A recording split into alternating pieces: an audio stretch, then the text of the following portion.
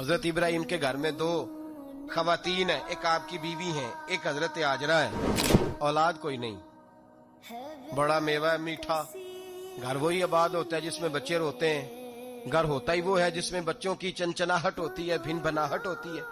حضرت ابراہیم نے ایک بچہ روتے ہوئے دیکھا تو آنکھوں میں آنسو آئے، کہنے لگے ربی حب لی من الصالحین، یا اللہ مجھے بھی نیک اولاد عطا کر دے۔ حضرت سارہ نے سن لیا، کہنے لگی ابراہیم شاید میرے بطن سے تو آپ کو نصیب نہیں، ہاجرہ سے نکاح کر لو۔ جناب ہاجرہ سے نکاح ہوا۔ اللہ تو بڑا بے نیاز ہے، رب کریم نے حضرت اسماعیل جیسا خوبصورت بیٹا عطا فرمایا۔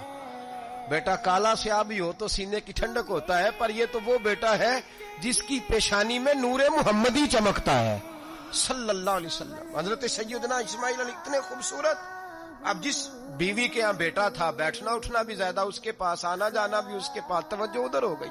جناب سارہ رشک کرنے لگی، ایک دن کہنے لگی اسے چھوڑ آ جنگل میں، وادی غیر ذی زرع مکے کے پاس۔ بھائی ایک بیٹا عالم دین بنا لو، کہنے لگا روٹی کہاں سے کھائے گا؟ تیرے 5 بیٹے ہیں، کو حافظ قرآن بنا، کہتے روٹی کہاں سے کھائے گا؟ وہ بچہ بھی کہتا ہے میں کہاں سے کھاؤں گا؟ حضرت ابراہیم علیہ السلام تو چند مہینے کا بچہ چھوڑ آئے، تو کہاں سے روٹی کھائی حضرت اسماعیل نے؟ کہاں سے کھائی ان کی اماں نے روٹی؟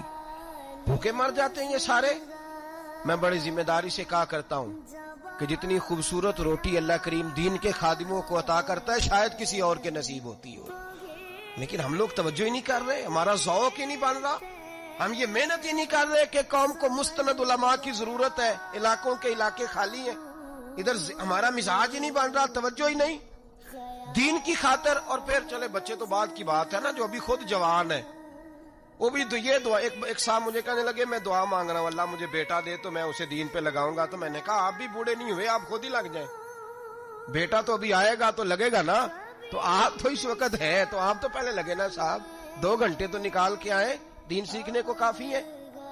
آپ اتنی لمبی سوچ رہے ہیں کہ بچہ آئے گا تو بڑا ہوگا تو وہ جائے گا تو دیکھی جائے گی، ابھی تو آپ ہیں تو آپ تو آؤ۔ حضرت ابراہیم نے بچہ وہاں چھوڑا۔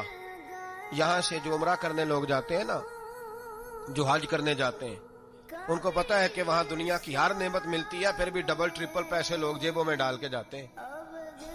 حضرت ابراہیم جب وہاں لے کے گئے تو کوئی انسان نہیں تھا، پانی کا قطرہ نہیں تھا، 2 کلو کھجوریں، ایک مشکیزہ، بیوی کو تھمایا۔